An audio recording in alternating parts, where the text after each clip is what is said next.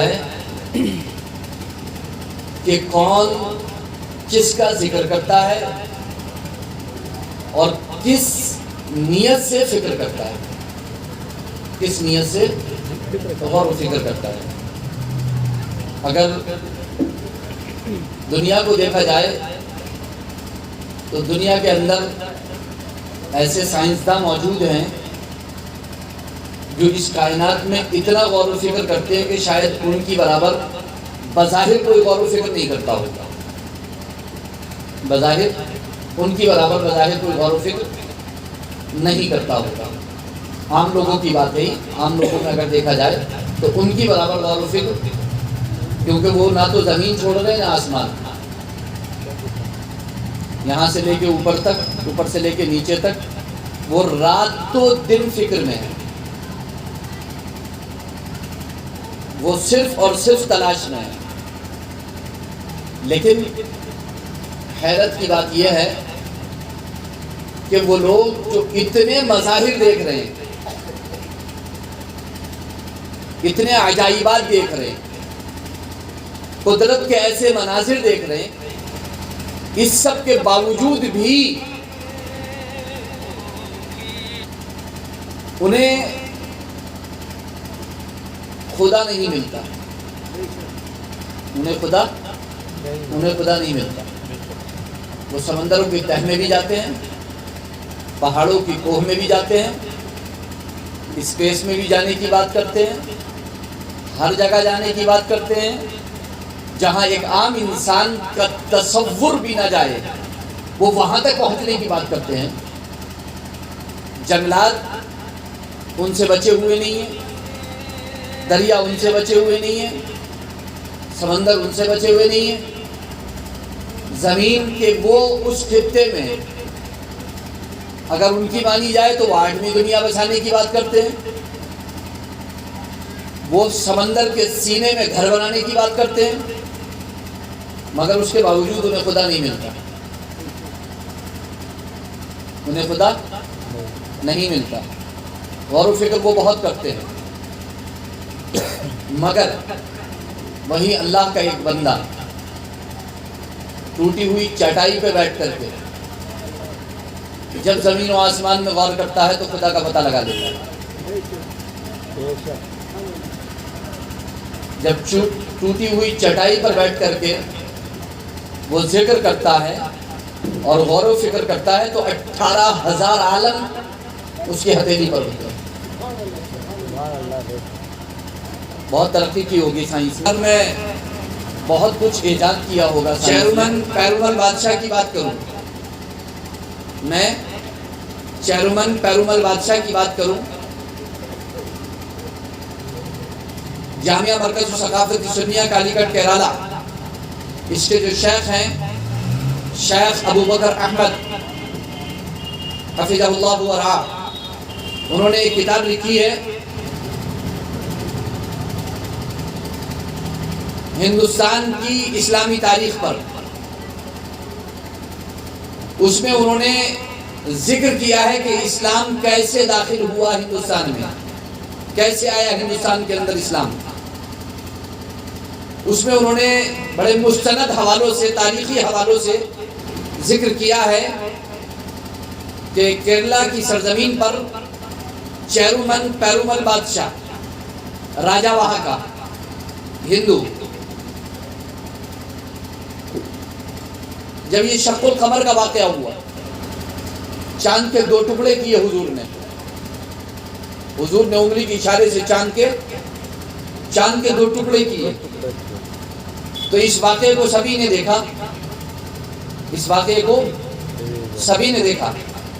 ہندوستان کا اور عرب کا اقتصادی ماحول پرانا ہے، اقتصادی تعلق پرانا ہے، بزنس تعلق پرانا ہے، جو سمندری راستہ ہے، جو خلیج ہے، جو ملتا ہے راستہ جہاں سے آمد و رفت ہوتی ہے، وہ کیرلا کی سائڈ سے ہوتی ہے، وہاں سے بہت قریب ہے، وہاں سے یہ سارے تعلقات قائم ہوتے ہیں۔ تو قافلے ادھر سے بھی جاتے تھے، ادھر سے بھی ادھر آتے تھے کاروبار کے لیے، بزنس کے لیے۔ وہاں سے قافلہ آیا تو چونکہ شق القمر کا واقعہ ہو چکا تھا، بڑا مشہور تھا، بڑا مشہور واقعہ ہو چکا تھا، وہ معجزہ تھا اللہ کے رسول کا. حالانکہ جن لوگوں نے آج بزرگان دین کو گالیاں دینا شروع کی ہیں وہ شق القمر کے واقعے کو حقیقی واقعہ نہیں مانتے، وہ اس واقعے کا انکار کرتے ہیں، وہ اس واقعے کا، وہ اور بھی بہت سارے واقعوں کا انکار کرتے ہیں، بہت سارے معجزات کا واقعات کا انکار کرتے ہیں. تو یہاں پر اس بات کی تصدیق کی گئی کہ کیا یہ واقعہ صحیح ہے، یہ واقعہ وہاں پر ہوا ہے، کوئی ایسا انسان موجود ہے جس نے نبی ہونے کا دعویٰ کیا ہے اور وہ نبی کہتا ہے اپنے آپ کو یہ واقعہ ہوا ہے، ہم نے خبریں سنی ہیں. تو اس قافلے نے تصدیق کی اور اس نے بتایا بادشاہ کو کہ ہاں ایسے ایسے، راجہ کو بتایا کہ ہاں ایسے ایسے واقعہ پیش آیا ہے. یہ 5 ہجری کی بات ہے، یہ 5 ہجری کی بات ہے. آج 1443 ہجری چل رہی ہے، یہ 5 ہجری کی بات ہے. آپ سمجھ سکتے ہیں کہ اسلام کب آیا ہے ہندوستان میں. جو لوگ آج یہ کہتے ہیں کہ غزنوی نے یا فلاں نے یا فلاں نے یا فلاں نے تلوار کے بلبوتے پر اسلام پھیلایا ہے، وہ دھوکے میں ہے، غلط ہے، اور انہیں تاریخ ہی نہیں پتا ہندوستان کی. جب اس واقعے کی تصدیق ہو گئی تو چیرومن پیرومل بادشاہ نے اپنا ایک جانشین مقرر کیا اور اس سے کہا کہ میں جب تک واپس نہ آ جاؤں تم یہیں ٹھہرے رہنا اور تمام امور سلطنت کے انجام دیتے رہنا، اور کسی کو کانوں کان خبر نہ ہو کہ میں یہاں پر موجود نہیں ہوں. چیرومن پیرومل بادشاہ سمندری راستے سے یہ پہنچے اور پہنچنے کے بعد انہوں نے حضور سے ملاقات کی، داخل اسلام ہوئے، اسلام لے کر کے آئے. واپس یہ چونکہ یمن کے شام کے راستے سے یہ واپس آئے تھے تو وہاں تک انہیں کچھ صحابہ ساتھ تھے ان کے. وہاں پہنچ کر کے جب انہیں کشتی یہاں کے لیے پکڑنا تھی ہندوستان کے لیے تو ان کی طبیعت خراب ہوئی تھی، اور طبیعت اتنی خراب ہوئی تھی کہ یہ جو ہے وہ آنے کی ان کے اندر ہمت و طاقت باقی نہیں تھی. تب انہوں نے حضرت مالک بن دینار صحابی رسول ان سے کہا کہ آپ ایسا کریں کہ میری تو ہمت جواب دے چکی ہے، میں واپس نہیں جا سکتا، میری طبیعت اس قابل نہیں ہے، اس لائق نہیں ہے، اب سفر نہیں کر سکتا میں. آپ ایسا کریں کہ آپ ہندوستان چلے جائیں، میرا وہاں بھائی موجود ہے جسے میں امور سلطنت سونپ کر کے آیا ہوں اور ساری چیزیں سب کچھ دے کر کے آیا ہوں، بتا کر کے آیا ہوں.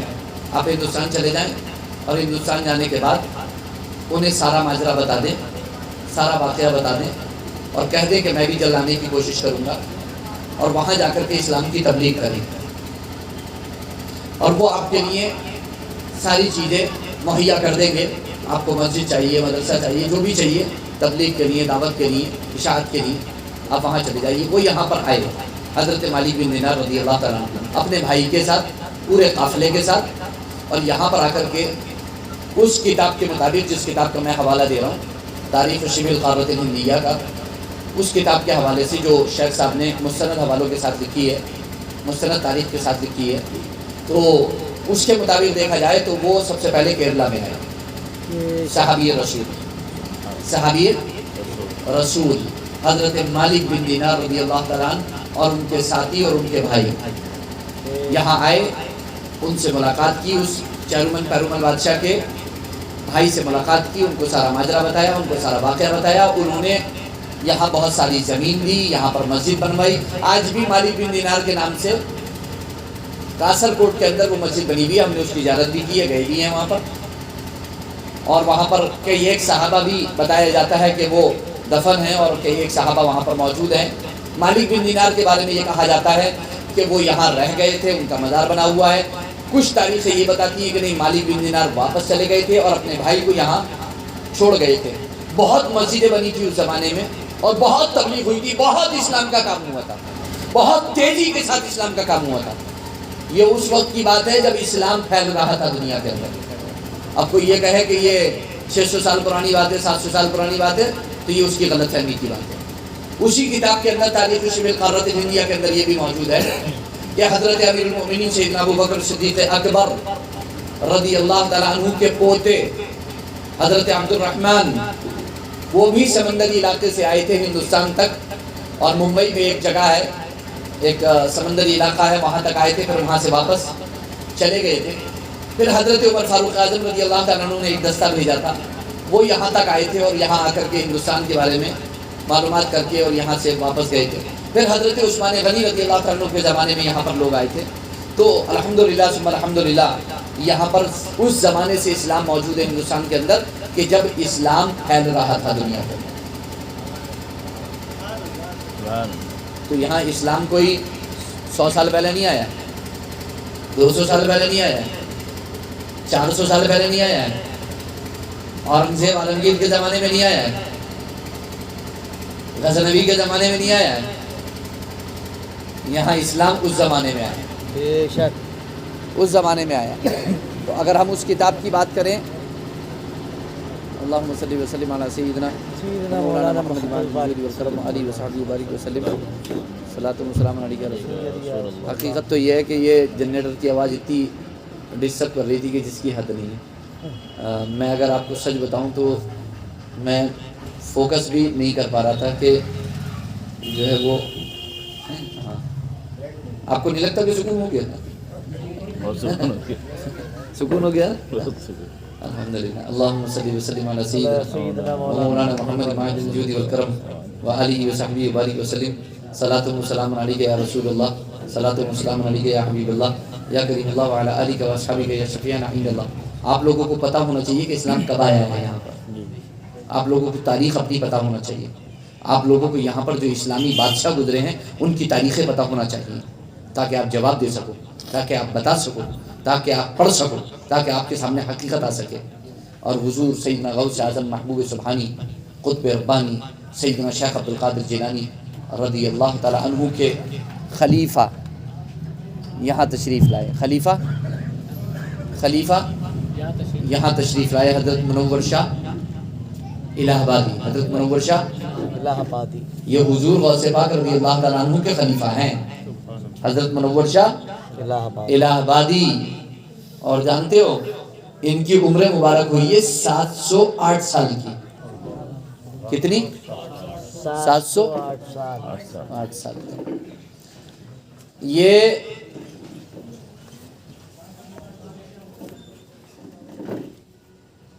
تیس سال کے تھے، یہ 30 سال کے تھے جب حضور غوث پاک رضی اللہ تعالیٰ عنہ کی خدمت میں تھے، 28 سال خدمت میں رہے، 58 سال کی عمر تھی، 58 سال کی عمر تھی۔ حضور غوث پاک رضی اللہ تعالیٰ عنہ کو وضو کرا رہے تھے، حضور غوث پاک رضی اللہ عنہ کو وضو کرا رہے ہیں۔ کسی نے پوچھا کہ خود پوچھا کہ آب حیات کیا ہے حضور آب حیات کیا ہے؟ آب حیات کیا ہے؟ تو حضور غوث پاک رضی اللہ تعالیٰ عنہ مسکرائے، انہوں نے پوچھا کہ آب حیات کیا ہے حضور؟ فرمایا تمہیں آب حیات کے بارے میں جاننا ہے؟ جی حضور آب حیات کے بارے میں جاننا ہے۔ حضور غوث پاک رضی اللہ تعالیٰ عنہ کا جو وضو کا بچا ہوا پانی تھا، فرمایا اسے پی لو۔ منور شاہ الہ آبادی نے اسے پی لیا، فرمایا اسے پی لو، اس میں 650 سال کی عمر ہے تمہاری۔ 58 سال کے تو تھے ہی تھے، 650 وہ 708 سال کی عمر مبارک پائی۔ کتنی؟ 708 سال کی عمر مبارک پائی۔ منور شاہ الہ آبادی ہندوستان آئے، اور یہ جو ملا فقیر اخون صاحب کی زیارت ہے، ملا فقیر اخون حلقے والی زیارت تو جانتے ہو نا، ملا فقیر اخون صاحب کی زیارت ہے، اپنے وقت کے بہت بڑے ولی، اپنے وقت کے بہت بڑے عالم، سیدنا امام اعظم ابو حنیفہ رضی اللہ تعالیٰ عنہ کی اولاد امجاد میں ملا صاحب کو منور شاہ الہ آبادی سے ڈائریکٹ اجازت و خلافت ہے۔ سبحان اللہ۔ تو ملا صاحب میں اور حضور غوث پاک میں صرف ایک واسطہ ہے بیچ میں، صرف ایک واسطہ بیچ میں۔ اب آپ سمجھ سکتے ہیں کہ ملا صاحب کو کیسا فیض ملا ہوگا۔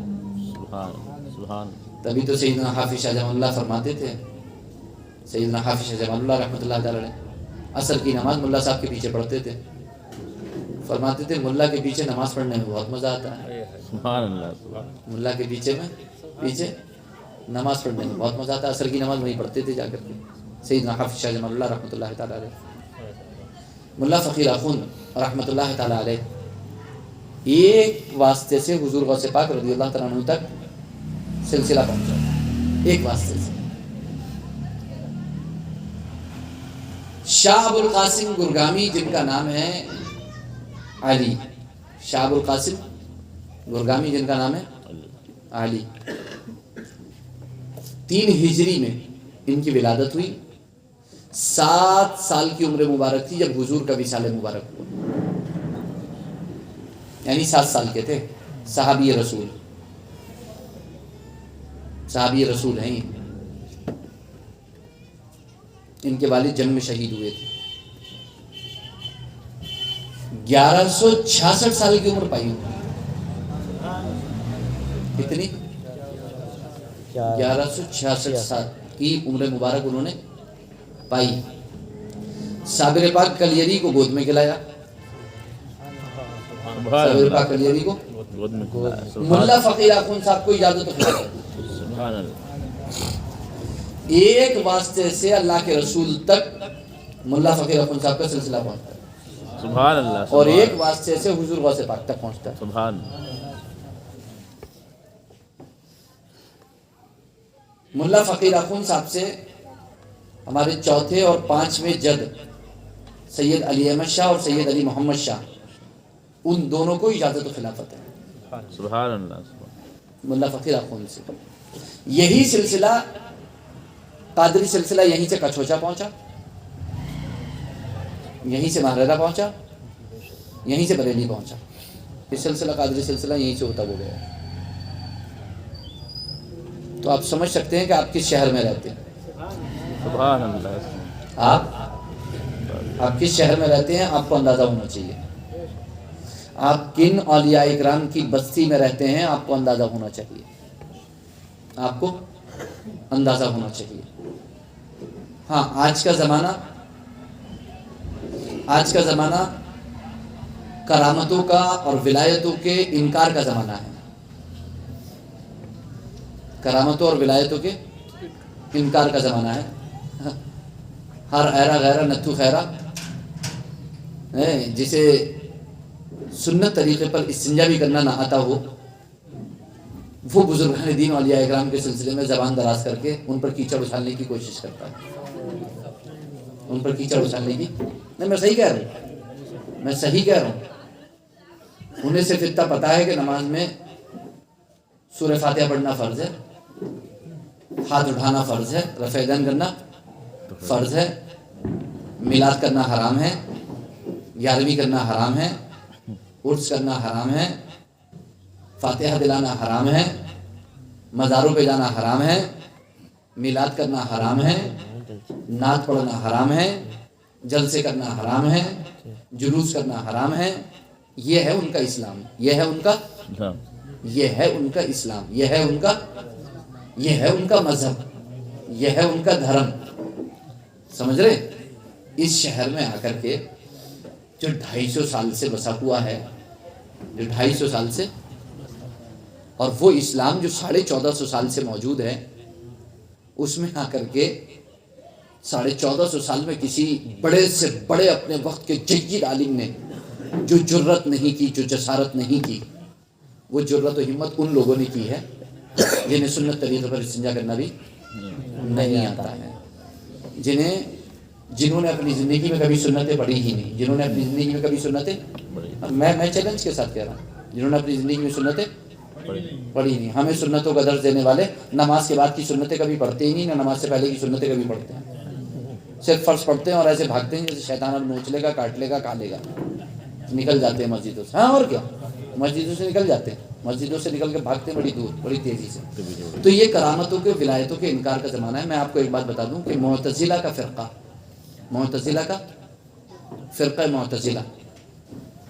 اس نے انکار کیا ہے کرامتوں کا. اس نے کرامتوں کا انکار کیا. تو جو بھی کرامتوں کا انکار کرے وہ سمجھ لو کہ وہ ان کے بزرگ اور اسلاف معتزلہ ہیں. اور معتزلہ اہل سنت والجماعت سے خارج فرقہ ہے، جس کا رد امام بخاری نے صحیح بخاری میں خوب جم کے کیا ہے۔ تو ہمیں بخاری کا درس دینے والے یہ جانیں کہ وہ خود کرامتوں کا انکار کر کے، بزرگوں کا ولایتوں کا انکار کر کے فرقہ معتزلہ میں شامل ہو رہے ہیں، جس فرقے کا رد امام بخاری نے خوب جم کے بخاری شریف کے اندر کیا ہے۔ وہ اپنا شجرہ تو دیکھ لیں کہ کہاں سے جا کر کے ملتا ہے، وہ اپنا شجرہ تو دیکھ لیں کہ کہاں جا کر کے ملتا ہے۔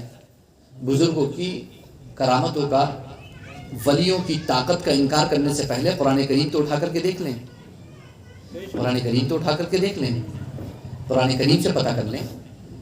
حضرت سلیمان علیہ السلام، سورۃ النمل پارہ نمبر 19، حضرت سلیمان علیہ السلام کا واقعہ، جب بلقیس نے اپنا محل چھوڑا، جب بلقیس نے اپنا محل چھوڑا، حضرت سلیمان سے ملاقات کے لیے آئی، اور جب بالکل پاس آ گئے تو حضرت سلیمان علیہ السلام کی محفل جمی ہوئی تھی، محفل لگی ہوئی تھی، مجلس جمی ہوئی تھی۔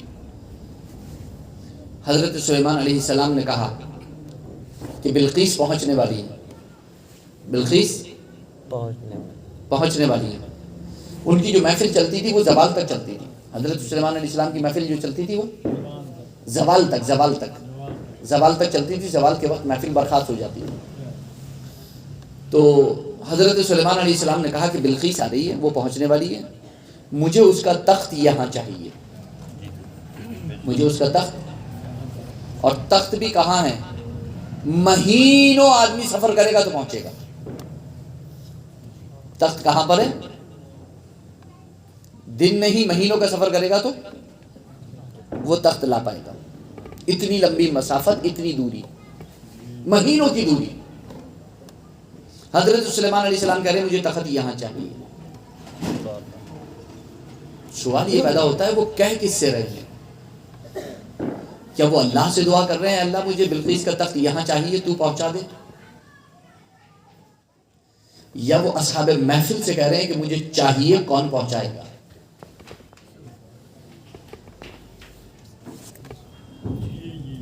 کس سے مانگو گے؟ اللہ سے۔ مدد کس سے مانگو گے؟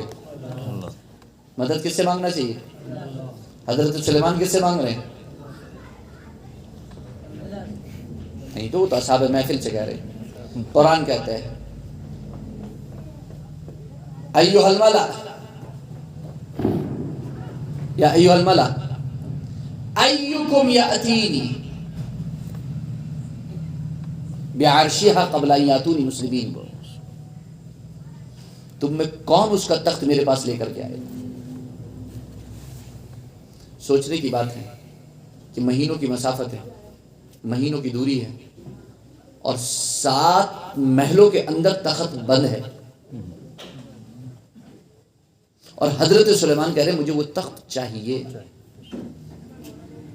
اور وہ اللہ سے دعا نہیں کر رہے کہ اللہ وہ تو تخت میرے پاس پہنچا دے، بلکہ وہ اصحاب محفل سے کہہ رہے ہیں کہ کون لے کر کے آئے گا، کون لے کر کے آئے گا، کون پہنچائے گا؟ میں آپ سے پوچھتا ہوں کہ یہ نارمل بات ہے؟ مہینوں کی دوری اور ایسا تخت، اور وہ تخت بھی کچھ ہوگا، وہ تو میرے خیال سے اتنے گز لمبا، اتنے گز چوڑا تھا کہ آپ تو پورا ایک بار میں نظر گھما کے دیکھ بھی نہیں سکتے، اسے گھوم کے دیکھنا پڑے گا آپ کو، اتنا بڑا وہ پھیلے تو اٹھا ہی نہیں سکتا آدمی۔ اور عجیب 1 مہینے کی مسافت پہ تو خالی کرسی رکھ دو گے پلاسٹک کی، یہی نہیں لے کے چل پائے گا آدمی کہ کیا میرے سر پہ رکھ دیا بتاؤ، میں خود چلوں کہ اسے لے کے چلوں؟ یہ تو پلاسٹک کی کرسی ہے۔ حضرت سلیمان علیہ السلام کہہ رہے ہیں کون لے کر کے آئے گا؟ کون؟ ایکم یاتینی بعرشھا قبل ان یاتونی مسلمین، اور لانا بھی ہے اس کے آنے سے پہلے،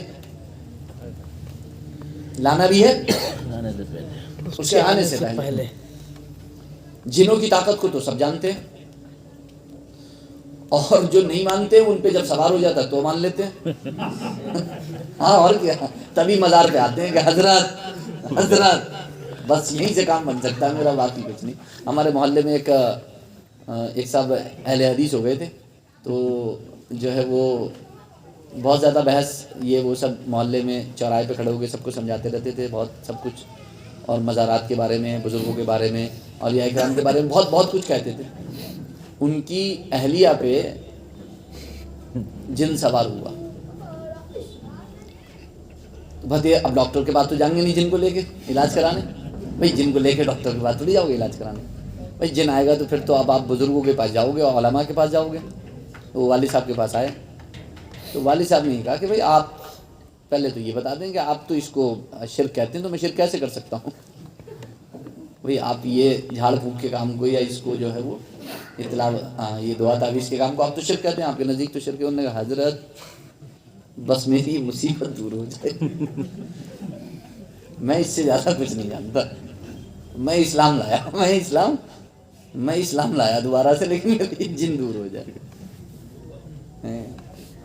تو میں نے پہلے عرض کیا کہ جب تک سوار نہیں ہوتا تب تک کسی کو طاقت کا اندازہ بھی بزرگوں کی جب سوار ہو جاتا ہے جن تو پھر بزرگوں کی طاقت کا اندازہ ہوتا ہے کہ اب نہ مال کام آئے، نہ دولت کام آئے، نہ جائیداد کام آئے، نہ بیٹے کام آئے، نہ پوتے کام آئے، نہ ڈاکٹر کام آئے، نہ اسپتال کام آئے، نہ منتری کام آئے، نہ سنتری کام آئے. اب تو کام آئے تو صرف بزرگ کام آئے، اولیاء کرام کام آئے، علماء کام آئے. بے شک کوئی نہیں آیا بھیا.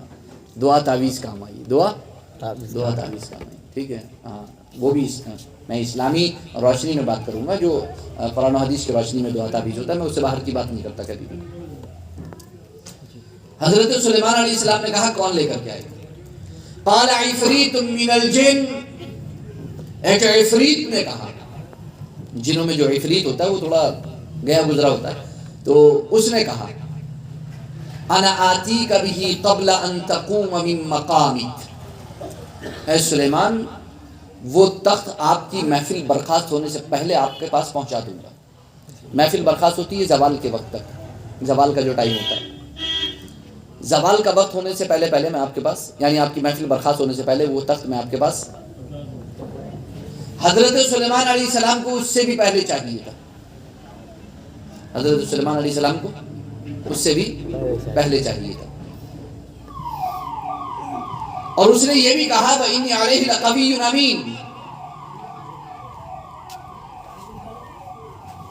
میں جو ہے اس پر بڑا قوی بھی ہوں، امانت دار بھی ہوں، میرے پاس بڑی طاقت ہے. اِنِّي عَلَيْهِ لَقَوِيٌّ أَمِينٌ. سلیمان علیہ السلام نے صرف یہ نہیں کہا کہ میں لے کر کے آؤں گا، بلکہ کہا میرے پاس بڑی طاقت ہے، میں بہت طاقت رکھتا ہوں، میں امانت دار بھی ہوں، میں لے کے آؤں گا. لیکن حضرت سلیمان علیہ السلام کو اس سے بھی پہلے چاہیے. آگے قرآن فرماتا ہے قال الذی عنده علم من الکتاب، ایک اس شخص نے کہا کہ جس کے پاس کتاب کا علم تھا، جو اسم اعظم کا عامل تھا، جو اسم اعظم کا اسم اعظم کے عامل کو معمولی میں سمجھنا، اسم اعظم کے عامل کے لیے دنیا سمٹ جاتی ہے. اس کا ایک قدم ہزار نہیں، آپ کے گمان سے کہیں زیادہ بڑا ہو جاتا ہے، دنیا سمٹ جاتی ہے اس کے لیے. اسم اعظم کا عامل تھا جس کے پاس کتاب کا علم تھا، نام ہے آصف بن برقیہ. آصف بن برقیہ انہوں نے کہا انا آتیک بہ قبل ان یرتد الیک طرفک، اے سلیمان میں تخت بلقیس آپ کا پلک جھپکنے سے پہلے لا کر کے رکھوں.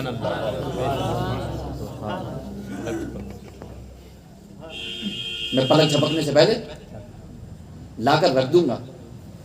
اور بات ہو رہی ہے فلما رآہ مستقرا عنده، سلیمان دیکھتے ہیں کہ تخت سامنے رکھا ہے. فلما رآہ مستقرا عنده، جب اس کو دیکھا نا سامنے رکھا ہوا، قال هذا من فضل ربی، کہا یہ تو میرے رب کا فضل ہے، بس یہ میرے رب کے فضل سے ہے، یہ میرے رب کے فضل سے. وہ کرامت رب کا فضل ہے، وہ کرامت رب کا فضل ہے. تو جو کرامت کا انکار کرے وہ رب کے فضل کا انکار کرے. تو تم انکار کس چیز کا کر رہے ہو بھائی؟ کرامت کا نہیں، رب کی قدرت کا انکار کر رہے ہو تم. رب نے جو طاقت عطا کی ہے، رب نے جو اپنا فضل فرمایا ہے اس بندے پر کہ وہ ایسا بھاری تخت، ایسا بڑا تخت جو اتنی مسافت پر، اتنی دوری پر ہے، وہ پلک جھپکنے سے پہلے لا کر کے رکھ دے، پلک جھپکنے سے پہلے لا کر کے رکھ دے۔ کچھ تو طاقت اللہ نے اسے دی ہوگی، کچھ تو طاقت اسے اللہ نے، اب تو کم سے کم سوچنا چاہیے کیوں منکر ہوئے جاتے ہیں، کیوں منکر ہوئے جاتے ہیں؟ ہرگز منکر نہیں ہونا چاہیے۔ امیر المومنین سیدنا عمر فاروق اعظم رضی اللہ تعالیٰ عنہ مسجد نبوی میں منبر پر کھڑے ہیں اور نہاوند میں اتنی دوری، اتنی مسافت، وہاں پر لشکر اسلامی اور اس پر دشمن حملہ کرنے والا ہے، اور حضرت عمر فاروق اعظم مدینہ منورہ میں مسجد نبوی کے منبر پر کھڑے ہوئے ہیں، اور وہ اتنی دور نہاوند میں وہاں سے پکار کر کے کہتے ہیں یا ساریہ الجبل، یا ساریہ الجبل، یا ساریہ الجبل، اے ساریہ پہاڑ کی اوٹ پکڑو، اے ساریہ پہاڑ کی اوٹ پکڑو، اے ساریہ پہاڑ کی اوٹ پکڑو۔ ساریہ نے یہ آواز سنی اور پہاڑ کی اوٹ پکڑ لی۔ دشمن نکل گیا، دیکھا تو دشمن حملہ کرنے والا تھا، پہاڑ کی اوٹ نہیں پکڑتے تو دشمن حملہ کر دیتا۔ اب اس میں کرامت میں کہوں کس کی؟ جس نے آواز دی اس کی یا جس نے سنا اس کی؟ مجھے تو دونوں ہی ولی نظر آ رہے ہیں، مجھے تو دونوں ہی ولی نظر آ رہے ہیں۔ جس نے پکارا وہ بھی ولی، اور جس نے سنا وہ بھی ولی۔ بھائی سننے کے لیے بھی تو کان چاہیے نا، سننے کے لیے بھی تو کان چاہیے نا۔ اب بخاری شریف کی حدیث پاک سنیے، اللہ کے رسول فرماتے ہیں جب بندہ مومن کثرت نوافل کے ذریعے میرا قرب حاصل کرتا ہے تو میں اسے اپنا محبوب بنا لیتا ہوں، اور جب میں اسے اپنا محبوب بنا لیتا ہوں تو اس کی آنکھ کو، اس کے کان کو، اس کے ہاتھ کو، اس کے پاؤں کو میں طاقت عطا کرتا ہوں۔ یہ بخاری شریف کی حدیث ہے، یہ بخاری شریف کی۔ تو حضرت عمر فاروق اعظم کی زبان کو، آواز کو اللہ نے طاقت دی، اور ساریہ کے کان کو بھی اللہ نے طاقت دی۔ ساریہ کے سورۃ النمل میں چیونٹی نے کیا کہا؟ قالت نملۃ یا ایھا النمل ادخلوا مساکنکم لا یحطمنکم سلیمان وجنودہ وهم لا یشعرون۔ اے چیونٹیوں اپنے اپنے بلوں میں گھس جاؤ، سلیمان کا لشکر آ رہا ہے، کہیں ایسا نہ ہو کہ وہ تمہیں کچل دے اور انہیں خبر بھی نہ ہو۔ چیونٹی کو بولنے کی طاقت اللہ نے دی، سلیمان کو سننے کی طاقت اللہ نے دی۔ چیونٹی کی آواز آپ سن لو گے کبھی؟ حضرت سلیمان نے سننے کی طاقت اللہ دیتا ہے، دیکھنے کی طاقت اللہ دیتا ہے، بولنے کی طاقت اللہ دیتا ہے۔ رب تو جانوروں کو طاقت دیتا ہے بولنے کی اور سننے کی۔ پھر بزرگان دین اولیاء کرام کے بارے میں کیا سوچنا ہے؟ امام اہل سنت اعلیٰ حضرت برکت فاضل بریلوی علیہ الرحمہ کیا فرماتے ہیں؟ دور و نزدیک کے سننے والے وہ کان، کان لال کرامت پہ لاکھوں سلام۔ دور و نزدیک کے سننے والے وہ کان، کان لال کرامت پہ لاکھوں سلام۔ صحابہ بیٹھے ہیں، پیالہ سامنے رکھا ہے، پیالہ اللہ کی تسبیح کر رہا ہے، صحابہ سن رہے ہیں تسبیح کو، صحابہ سن رہے ہیں تسبیح کو، صحابہ تسبیح کو سن رہے ہیں۔ ایک صحابی نے ایک جگہ آرام کیا، مشکاۃ شریف میں حدیث پاک ہے، جس جگہ پر آرام کیا وہ قبر تھی کسی کی، اندر سے سورہ ملک تبارک الذی کے پڑھنے کی آواز آ رہی تھی۔ پڑھنے والے کو طاقت دی اللہ نے، سننے والے کو طاقت دی اللہ نے، پڑھنے والے کو طاقت دی، سننے والے کو طاقت دی اللہ نے۔ کیوں انکار کیے دیتے ہو؟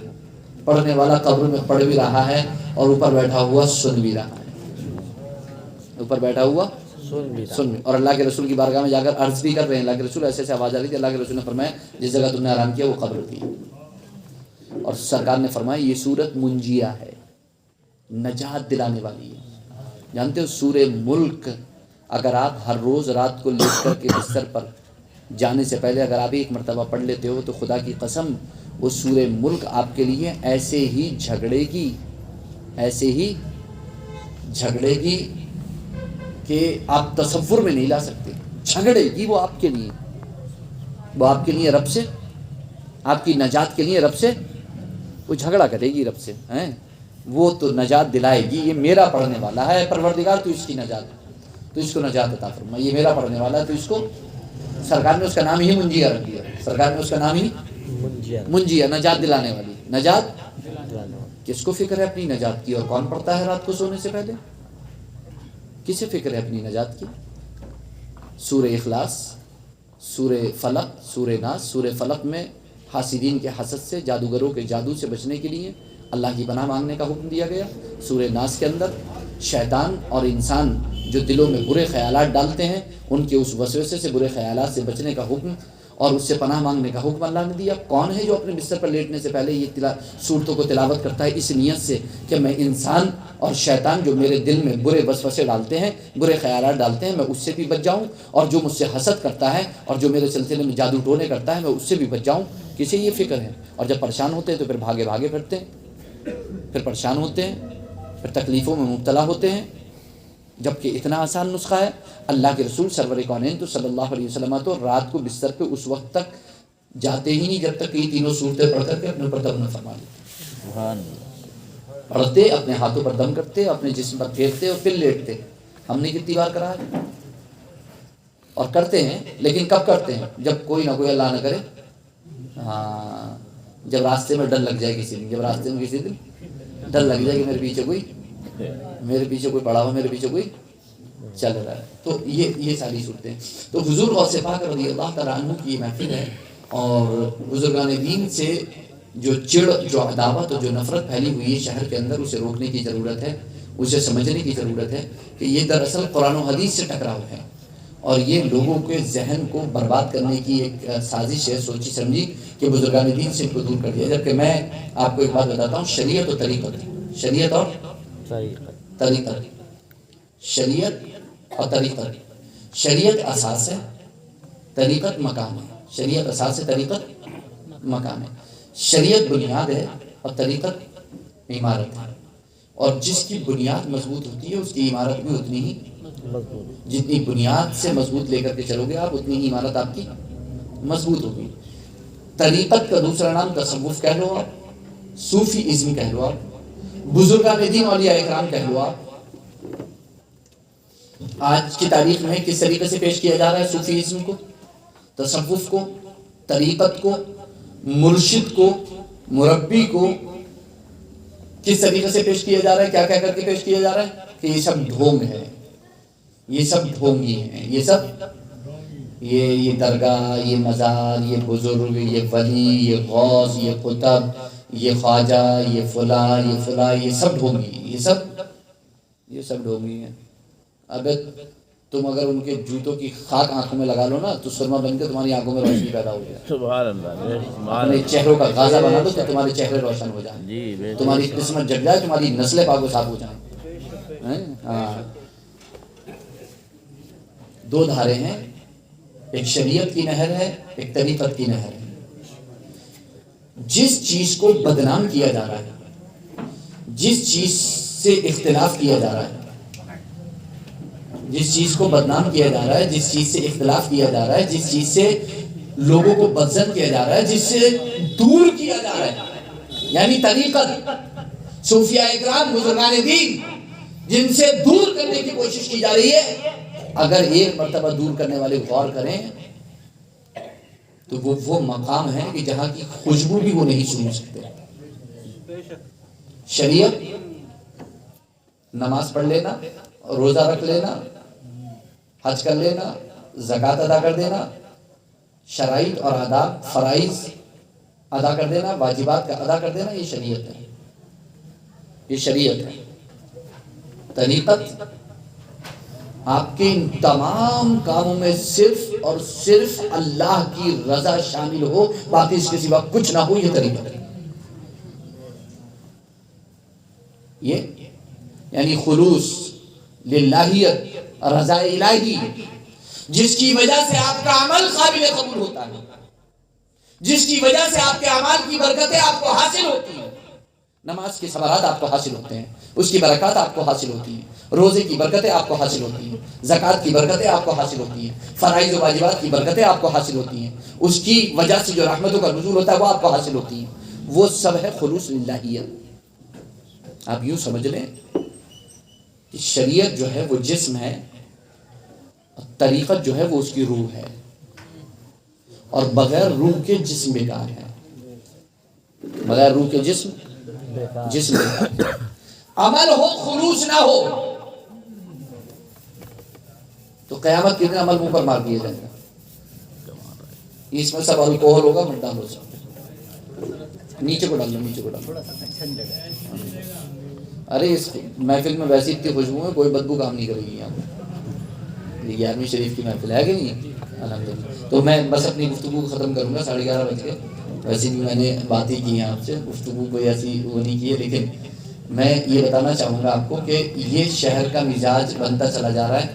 اور یہ جو نوجوان بیٹھے ہوئے نا, ان کو ابھی جو ہے وہ کوئی شہر گلی میں پکڑ لے گا, کوچے پہ پکڑ لے گا اور ان کو دین سکھانا شروع کر دے گا. ان کو دین سکھانا شروع کر دے گا اور کہے گا آؤ میں تمہیں دین سکھاتا ہوں, آؤ میں تمہیں نماز سکھاتا ہوں, آؤ میں تمہیں روزہ سکھاتا ہوں, آؤ میں تمہیں بتاتا ہوں صحیح اسلام کسے کہتے ہیں صحیح. اور اس کا مقصد کیا ہوگا؟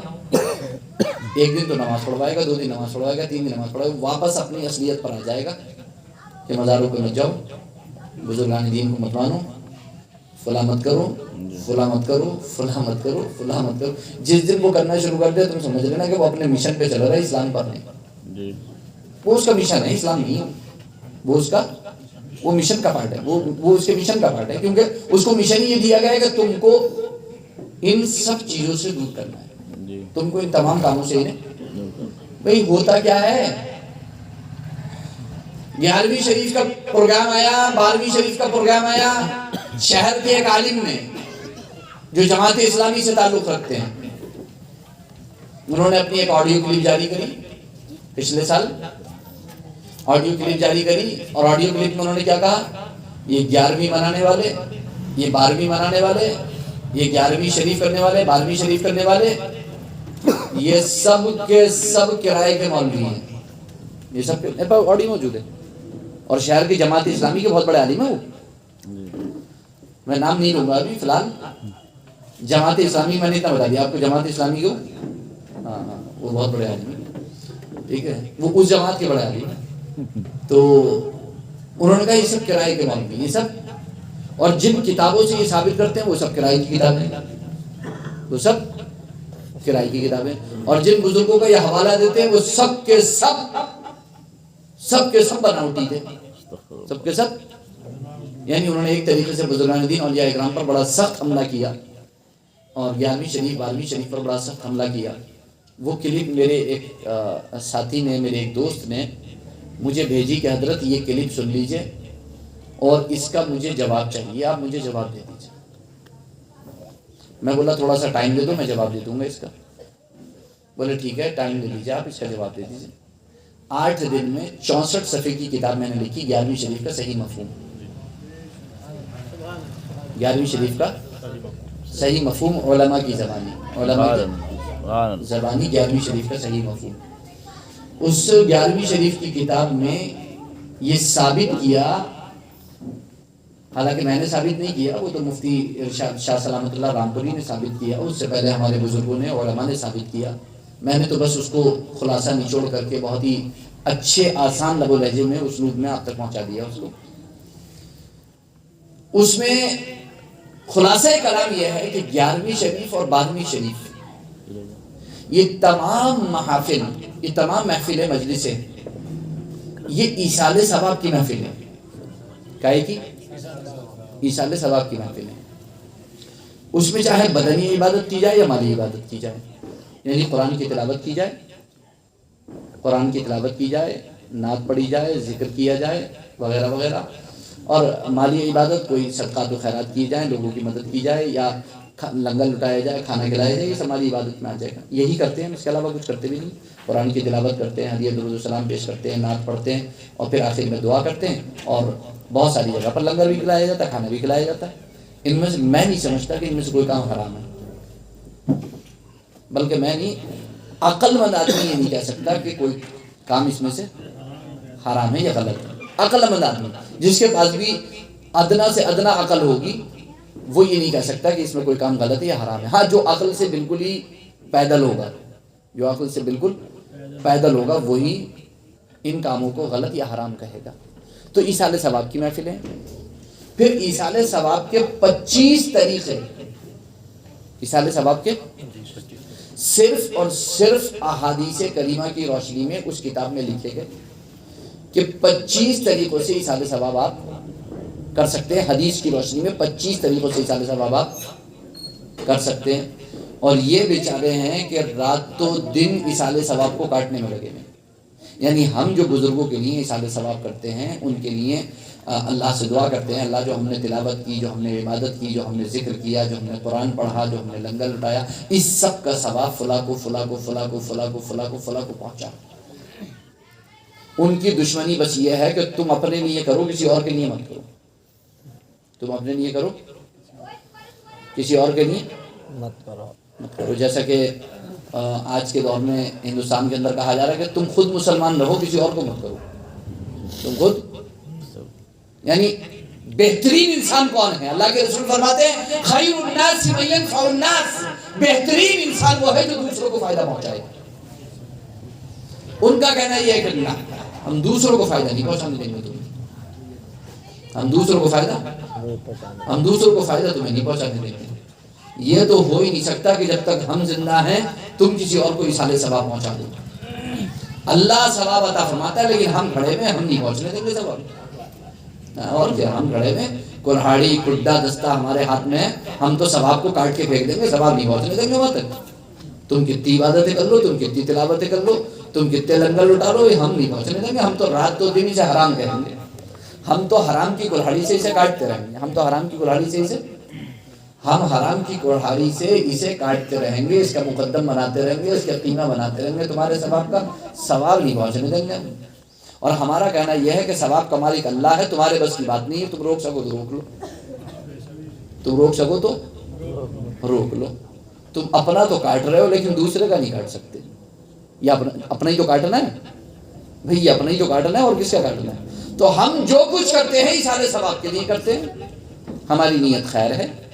ہم اپنے ایصال ثواب کے لیے، اپنے ماں باپ کے ایصال ثواب کے لیے، اپنے مومنین مومنات کے ایصال ثواب کے لیے، بزرگان دین کے لیے، اولیاء اکرام کے ایصال ثواب کے لیے، صالحین کے ایصال ثواب کے لیے، ان کے ترقی درجات کے لیے، ان کے بلندی درجات کے لیے، ان کے حسنات میں، اپنے حسنات میں، نیکیوں میں اضافے کے لیے کرتے ہیں، اپنے گناہوں کو معاف کرانے کے لیے کرتے ہیں.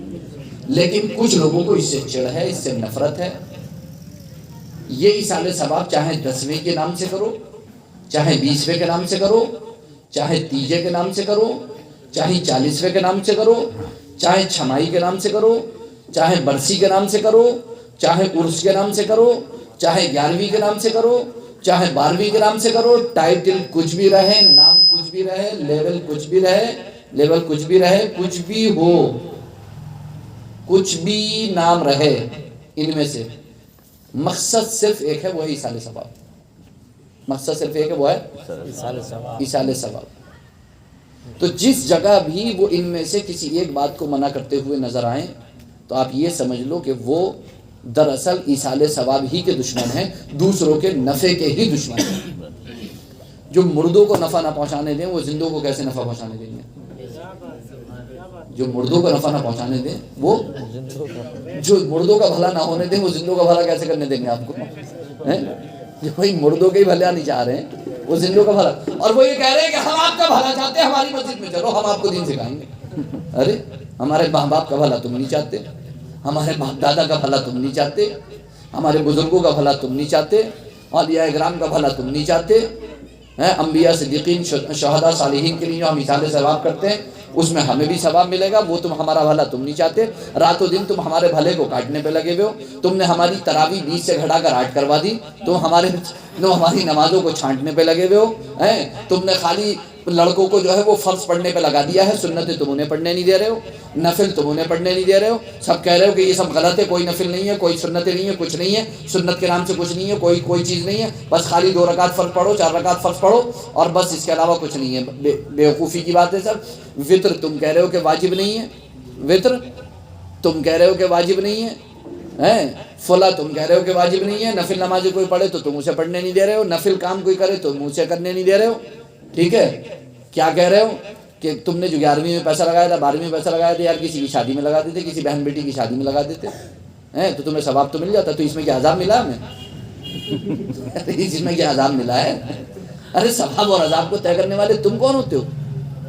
ہم نے اللہ کا ذکر کیا ہے، ہم نے ذکر الہی کیا ہے، ہم نے ذکر مصطفیٰ کیا ہے، ہم نے قرآن کی تلاوت کیا ہے، یہ درود و سلام پیش کیا ہے، ہم نے لوگوں کے نفع کا کام کیا، ہم نے لوگوں کے بھلائی کا کام کیا، ان کو اچھی بات بتانے کے لیے جمع کیا ہے۔ وہ آئے ہیں، دین سیکھا ہے، وہ بیٹھے ہیں، کچھ باتیں ان کو پتہ چلی ہیں، کچھ ان کا عقیدے کی اصلاح ہوئی ہے، کچھ ان کے عمل کی اصلاح ہوئی ہے، کچھ ان کے اخلاقیات کی اصلاح ہوئی ہے۔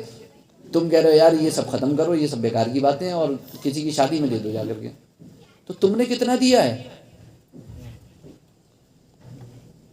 یہ ہم سے کہہ رہے ہو، تم بھی تو کر لو۔ ہم 12ویں کا جلسہ کرتے ہیں تو ہم سے کہتے ہیں کہ تم یہ کیوں کر رہے ہو؟ کہاں کرا ہے صحابہ نے؟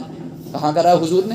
ارے بھائی حضور نے پیر کا روزہ تو رکھا ہے، تو روزے رکھ کے اپنا منہ بند کر لو، منہ تو بند کرو، روزہ رکھ لو، روزہ رکھ کے منہ بند کر لو، کیونکہ روزے میں کسی کو برا نہیں کہہ سکتے، ٹھیک ہے؟ روزے دار کسی کو برا، روزے دار بھائی اگر روزہ رکھ کے آدمی جھوٹ بولے اور غلط باتیں کرے، بری باتیں کرے، بے حیائی کی باتیں کرے، تو اللہ کے رسول فرماتے ہیں پھر اللہ کو کوئی ضرورت نہیں ہے کہ وہ اپنا کھانا پینا چھوڑے۔ تو روزہ رکھ لو، کم سے کم اس برائی سے بچ جاؤ، ان سے برا بھلا کیا، رات و دن ہماری برائیاں کر کر کے ہم تو بھائی نیکیاں ہی بٹور لیں، ہم تو جلسے کر کے بھی نیکیاں بٹور لیں، اور تم جو ہماری برائی کر رہے ہو تو اس کے صدقے میں ہمیں مل ہی رہی ہے، اس کے چکر میں بھی ہمیں مل ہی رہی ہے۔ ہماری تو نیکیوں کا پلہ بھاری ہے ہر وقت، ہماری تو نیکیوں کا پلہ ہر وقت، ہمارا نیکیوں کا پلہ تو ہر وقت بھاری ہے، لیکن تم اپنے نیکیوں کے پلے کو ہر وقت ہلکا کرنے میں لگے ہوئے اور رات تو دن ہلکا کرنے میں لگے ہوئے۔ کیا فائدہ ہوگا اس سے؟ کیا فائدہ ہوگا اس سے؟ اچھا کتنے لوگوں کو روک لیا؟ نماز سے روکنے کا کام کس کا بتاؤ؟ اب کوئی 20 تراویح سے روکے تو کس کا کام ہے بتاؤ؟ میں سوچنے کی بات ہے کہ آخر کیوں روک رہے ہو؟ آخر کیوں روک رہے ہو؟ اب یہ کہا جاتا ہے کہ اب مثال کے طور پر جو ہے وہ ایک جگہ ہم نے نماز جنازہ پڑھا کے وہ ہمارے ایک لڑکے نے کھڑے ہو کر کے قبر پہ اذان پڑھ دی، قبر پہ۔ تو ایک صاحب بولے کہ یار ہماری عمر 50 سال کی ہو گئی، ہم نے تو کبھی یہ ڈرامے دیکھے نہیں، مطلب اذان کو ڈرامہ۔ سب سے پہلی بات تو یہ اذان کو، یعنی تعصب تنگ نظری اتنی بڑھ گئی ہے کہ اب ہمیں یہ بھی پتہ نہیں کہ ہمیں الفاظ اور کلمات استعمال کس جگہ کیسے کرنے ہیں۔ بھائی یہ نئے نئے ڈرامے لگا رکھے ہیں، یہ ڈرامہ تو ہم نے دیکھا نہیں، ہماری تو 50 سال کی عمر ہو گئی۔ میں نے کہا چچا 85 سال کی تو 14.5 سال کی تھوڑی ہے آپ کی، اسلام تو 14.5 سال سے ہے، بھائی 85 سال کی تو ہے آپ کی یا 14.5 سال کی ہے؟ پھر 85 سال کی تو ہے بھائی، 500 سال کی تھوڑی ہے بھائی۔ ہو سکتا ہے اذان کا ثبوت 500 سال پہلے سے چلا رہے ہو، 1000 سال پہلے سے چلا رہے ہو، اب آپ کی عمر 50 سال کی ہے تو اس میں ہمارا کیا قصور ہے بھائی؟ آپ اپنی عمر بڑھا لو، اب آپ عمر تو بڑھا نہیں سکتے تو پیچھے والوں سے پوچھ لو۔ تو یہ کیوں سوچ رہے ہو کہ میری 50 سال کی عمر ہے، اگر میں نے نہیں دیکھا تو وہ صحیح ہو ہی نہیں سکتا بھائی؟ اگر آپ نے نہیں دیکھا تو یہ آپ کی غلطی ہے، یا آپ نہیں جانتے تو یہ آپ کی کمی بھی ہے۔ لیکن آپ یہ کیسے کہہ سکتے ہو کہ بھائی ہماری 50 سال کی عمر ہو گئی یا 80 سال کی عمر ہو گئی، ہم نے تو یہ کبھی نہیں دیکھا، ہم نے تو یہ کبھی نہیں سنا، ہم نے تو یہ ڈرامے کبھی نہیں دیکھے، ہم نے تو یہ۔ بھائی آپ کی عمر 50 سال کی 80 سال کی ہو گئی، اسلام کی عمر 50 سال کی 80 سال کی تھوڑی ہے، اسلام کی عمر تو 1450 سال کی ہے، اور آپ کے دیکھنے سے کوئی تھوڑی نہ کوئی چیز جائز نہ یا ناجائز ہو جائے گی۔ آپ نے نہیں دیکھا تو ناجائز ہو جائے گی؟ اگر آپ نے اذان ہوتے ہوئے نہیں دیکھی گئی تو ناجائز ہو جائے گی؟ مجھے یہ بتاؤ۔ اور اگر کسی شہر میں کوئی کام نہیں ہوتا ہے تو ناجائز ہو جائے گا؟ نہیں، مجھے یہ بتاؤ یہ دلیلیں کیا ہیں؟ مطلب دلیلیں تو دیکھیں ہم، مطلب قرآن و حدیث دلیل نہیں رہی ہے، قرآن و حدیث دلیل نہیں رہی ہے۔ اب دلیل کیا ہے؟ ہمارے یہاں تو ایسا نہیں ہوتا ہے، ہمارے یہاں تو ارے آپ کیا سے مراد کیا؟ آپ کا خاندان، آپ کا ددیال، آپ کا ننیال یا آپ کی سسرال، مطلب کیا مراد ہے کہ ہمارے یہاں ایسا نہیں ہوتا؟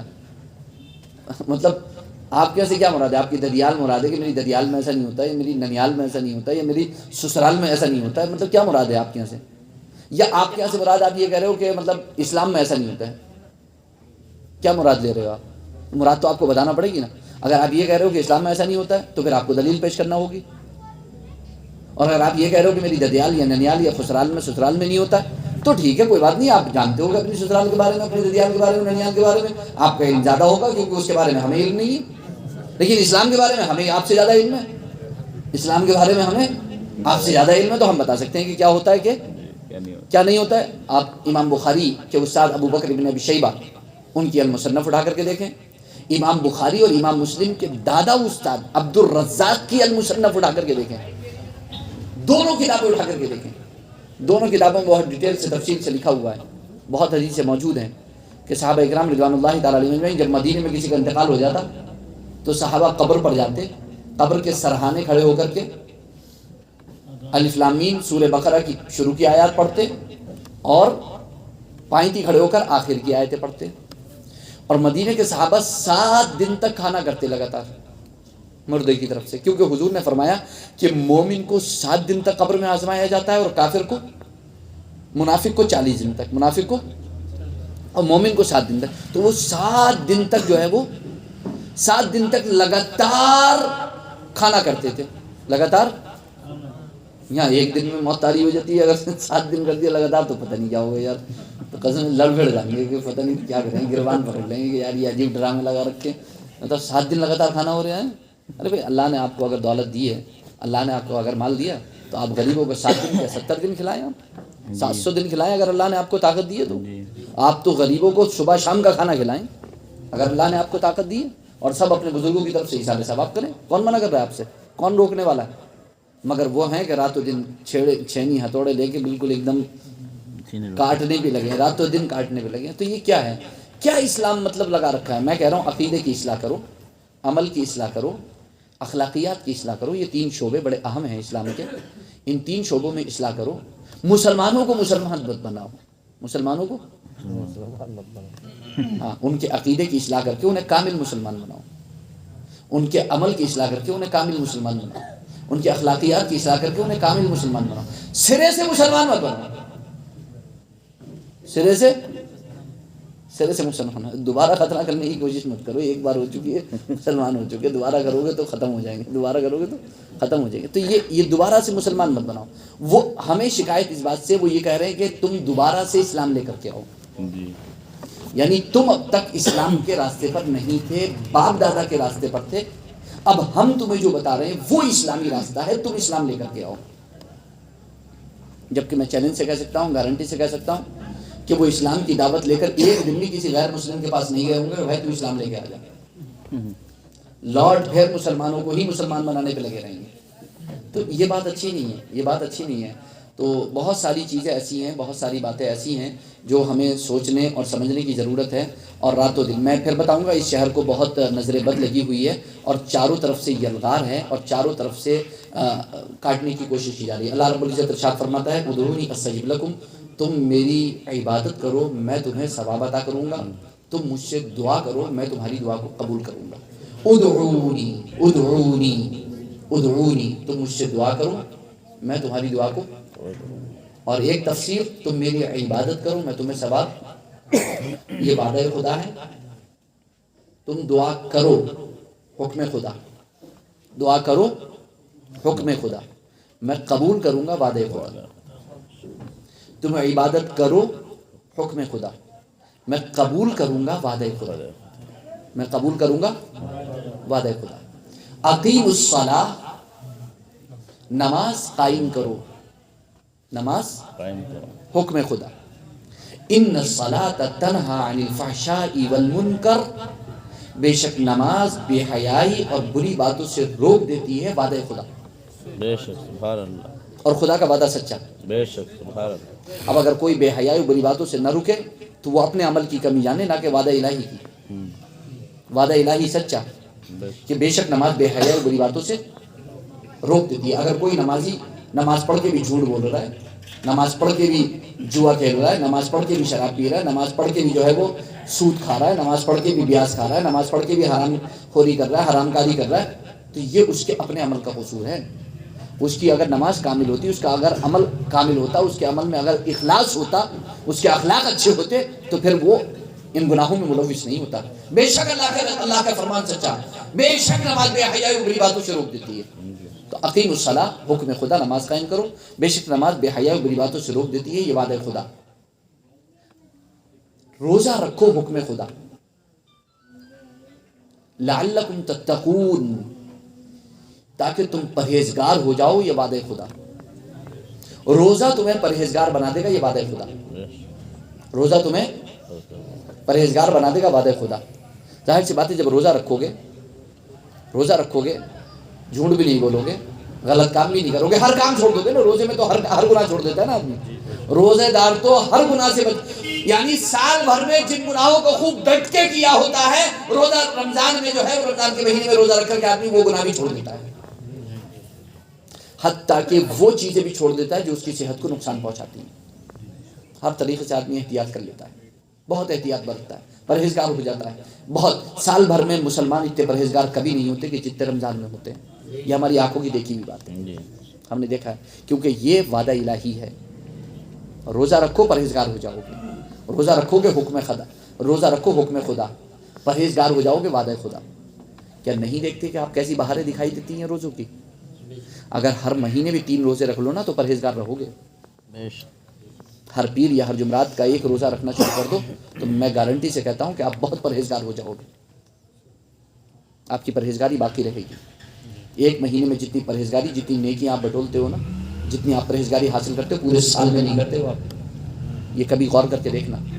اقیم الصلاۃ، نماز قائم کرو، نماز بے حیائی سے روک دے گی، نماز قائم کرو حکم خدا، بے حیائی بری باتوں سے روک دے گی وعدہ خدا۔ روزہ رکھو حکم خدا، پرہیزگار بنا دے گا وعدہ خدا۔ آتوا الزکاۃ، زکوٰۃ ادا کرو، خذ من اموالہم صدقہ، اے محبوب ان کے مالوں سے صدقہ لیجیے، زکوٰۃ لیجیے، حکم خدا۔ تطہرہم وتزکیہم بہا، یہ زکوٰۃ، یہ صدقہ نکالنا ان کے جان، ان کے مال کو صاف ستھرا پاکیزہ بنا دے گا وعدہ خدا۔ بے شک اور خدا کا وعدہ سچا ہے، بے شک خدا کا وعدہ۔ وَفْعَلُوا الْخَيْرَ لَعَلَّكُمْ تُفْلِحُونَ، خیر کے کام کرو حکم خدا، تم کامیاب ہو جاؤ گے وعدہ خدا۔ وعدہ خدا، خدا کا وعدہ سچا، بے شک خدا کا وعدہ۔ تم بھلائی کے کام کرو، خیر کے کام کرو، حکم خدا، کامیابی تمہارے قدم چومے گی وعدہ خدا، وعدہ خدا۔ ان تجتنبوا کبائر ما تنہون عنہ نکفر عنکم سیئاتکم وندخلکم مدخلا کریما، اگر تم بڑے گناہوں سے بچتے ہو جن سے تمہیں روکا گیا ہے، جھوٹ، شراب، زنا، چوری، غیبت، چغلخوری، گانے بجانے، کھیل تماشوں سے، بد مذہب کی صحبت سے، سب بڑے گناہ ہیں، اور بھی جو بڑے گناہ ہیں، یعنی حکم خدا ہے کہ بڑے گناہوں سے بچو، بڑے گناہوں سے بچو، حکم خدا۔ نکفر عنکم سیئاتکم، چھوٹے گناہوں کو ہم معاف فرما دیں گے وعدہ خدا، اور عزت اور کرامت کی جگہ میں داخل کریں گے وعدہ خدا۔ اگر عزت اور کرامت چاہتے ہو تو بڑے گناہوں کو چھوڑ دو، اگر عزت کی جگہ چاہتے ہو دنیا میں اور آخرت میں تو بڑے گناہوں کو چھوڑ دو، چھوٹے تو اللہ تعالیٰ اس کے صدقے میں معاف فرما دے گا۔ ایک صحابی حاضر ہوئے، اللہ کے رسول مجھ سے کچھ گناہ ہو گیا ہے، مجھ سے کچھ چھوٹا گناہ، مجھ سے چھوٹا گناہ ہو گیا ہے، آپ بتا دیں کہ اس کے بارے میں مجھے، یعنی اس کا کیا کفارہ ہے یا کیا اس کا سزا ہے، کیا ہے، آپ مجھے بتا دیں۔ اللہ کے رسول نے سنا اور کچھ جواب نہیں دیا۔ انہوں نے پھر کہا، اللہ کے رسول مجھ سے چھوٹا گناہ ہو گیا، آپ بتا دیں۔ اللہ کے رسول نے سنا اور پھر کچھ نہیں کہا۔ انہوں نے پھر سے کہا، اللہ کے رسول مجھ سے ایک چھوٹا گناہ ہو گیا، آپ بتا دیں کہ مجھے کیا کرنا ہے۔ اتنے میں اذان ہو گئی، اتنے میں اذان ہو گئی، حضور نے نماز پڑھائی، سب نماز پڑھنے چلے گئے، حضور نے نماز پڑھائی، نماز پڑھا کے جب حضور نبٹ گئے، فارغ ہو گئے، تو انہوں نے پھر کہا، اللہ کے رسول میں نے آپ سے عرض کیا تھا کہ مجھ سے چھوٹا گناہ ہو گیا، آپ مجھے بتا دیں کہ مجھے۔ اللہ کے رسول نے فرمایا، ہم نے ابھی نماز پڑھی تھی، کیا تم نے ہمارے ساتھ نماز نہیں پڑھی؟ انہوں نے کہا، اللہ کے رسول میں نے ابھی نماز پڑھی۔ اللہ کے رسول نے فرمایا، پھر وہ گناہ رہی کب؟ سبحان اللہ، پھر وہ گناہ رائٹ، پھر وہ گناہ رہی کب؟ وہ تو ختم ہو گیا بھئی، چھوٹا گناہ تھا وہ تو تمہاری عبادت سے ختم ہو گیا، تو تمہاری عبادت سے، وضو سے گناہ ناخنوں کے نیچے سے نکل جاتے ہیں، دھل جاتے ہیں، وضو سے گناہ دھل جاتے ہیں، سمجھ رہے ہیں آپ؟ تو تم نیکی کرو، پرہیزگاری اختیار کرو، گناہوں کو ہم دھو دیں گے۔ تم وضو کرو، یہ وضو تمہارے گناہوں کو دھو دے گا۔ بے شک وضو کرو حکم خدا، یہ تمہارے گناہ دھل جائیں گے، یہ وعدہ خدا، وعدہ رسول، تمہارے گناہ دھل جائیں گے۔ تم نمازیں پڑھو حکم خدا، یہ نماز تمہارے گناہوں کو دھو ڈالے گی، وعدہ خدا۔ تو اگر گناہوں سے پاک و صاف صفائی چاہتے ہو تو حکم خدا پر عمل کرو، حکم رسول پر عمل کرو۔ وَلَا تَهِنُوا وَلَا تَحْزَنُوا وَأَنْتُمُ الْأَعْلَوْنَ ان کنتم مؤمنین غمزدہ نہ ہو، رنجیدہ نہ ہو، غمزدہ نہ ہو، رنجیدہ نہ ہو حکم خدا. تم ہی کامیاب رہو گے، تم ہی سربلند رہو گے، تم ہی نصرت فتح و کامرانی تمہارا ہی نصیبہ ہے، حکومت و اقتدار تمہارا ہی نصیبہ ہے. بس شرط یہ ہے کہ تم سچے پکے مومن رہو. تو تم غمزدہ نہ ہو، رنجیدہ نہ ہو، کامل مسلمان بن جاؤ، کامل مومن بن جاؤ حکم خدا. کامیابی تمہارا نصیبہ ہے، وعدہ خدا. کامیابی تمہارا نصیبہ ہے، وعدہ. کوئی جگہ آپ کو ایسی نہیں ملے گی کہ جہاں پر آپ کو حکم دیا گیا ہو کرنے کا اور پھر وہاں پر خدا کا وعدہ موجود نہ ہو. وہاں پر خدا کا وعدہ موجود نہ ہو. تو کم سے کم دیکھو کہ آپ کا رب کیا کہہ رہا ہے، آپ کے نبی نے کیا فرمایا کرنے کے لیے، اور پھر اپنے رب کے وعدے پر بھی نظر رکھو. تو کامیابی اگر چاہیے، اقتدار اگر چاہیے، حکومت اگر چاہیے، سربلندی اگر چاہیے، نصرت فتح و کامرانی اگر چاہیے، عزت اگر چاہیے، کرامت اگر چاہیے، ذلت سے بچنا ہے، رسوائی سے بچنا ہے، ہلاکت سے بچنا ہے، نقصان سے بچنا ہے، گھاٹے خسارے سے بچنا ہے، تباہی اور بربادی سے بچنا ہے، دشمنوں سے حفاظت چاہیے، تو خدا کے قریب آؤ، اللہ اور اس کے رسول کے قریب آؤ. اللہ اور اس کے رسول کے حکم پر عمل کرو. پھر دیکھو کیسی حفاظت ہوتی ہے. پھر دیکھو کہ کیسا جو ہے وہ حکومت ملتی ہے، کیسا اقتدار ملتا ہے، کیسا منصب ملتا ہے، کیسی جاہ و حشمت ملتی ہے، کیسی بلندی ملتی ہے، کیسی عزت ملتی ہے. وَلِلَّهِ الْعِزَّةُ وَلِرَسُولِهِ وَلِلْمُؤْمِنِينَ. عزت اللہ کے لیے ہے، رسول اللہ کے لیے ہے، اور تمام مسلمانوں کے لیے ہے.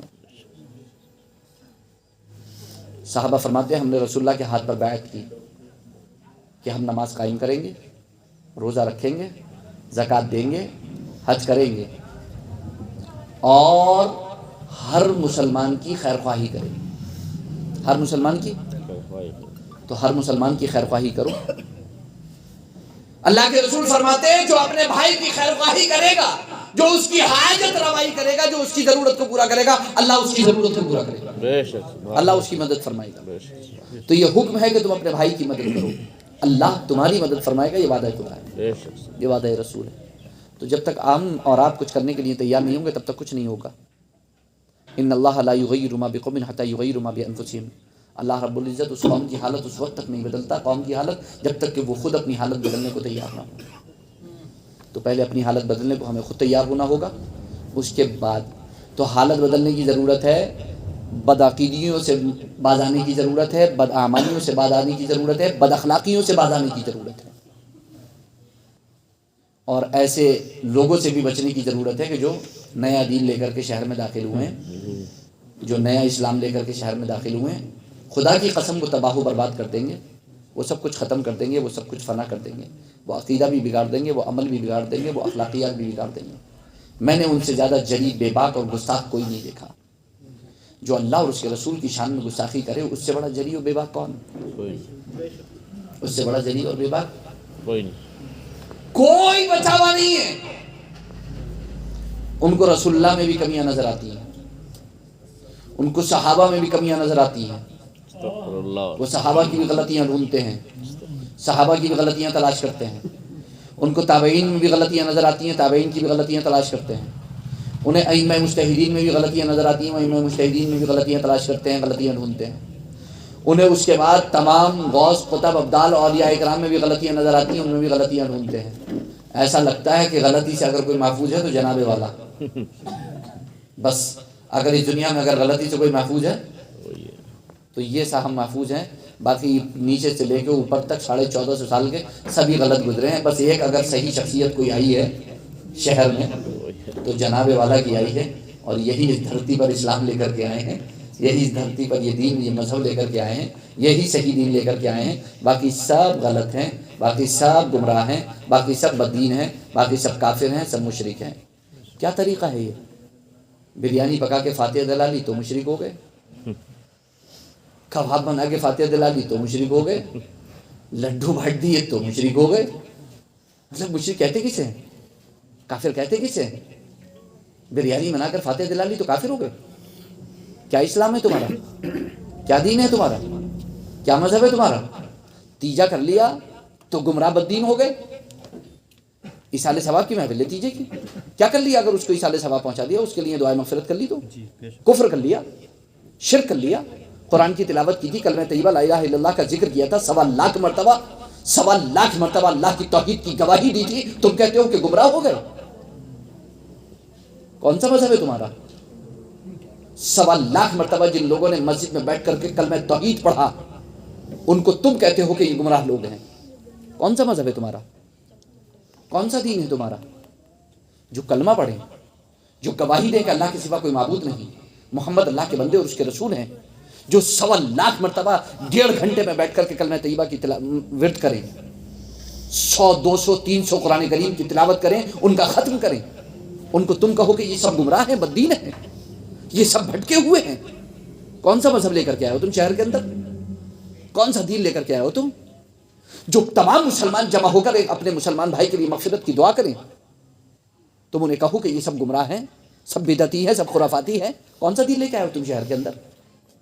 जो क़ज़ा नमाज़ें पढ़ें, उनको तुम कहो कि सब खुराफाती हैं, क़ज़ा नमाज का इस्लाम में कोई तसव्वुर नहीं। कौन सा दीन लेकर के आए हो तुम शहर के अंदर? जो कहें कि कब्र का अज़ाब हक़ है, तुम उनसे कहो कि कब्र का अज़ाब एक ख्याली पुलाव है।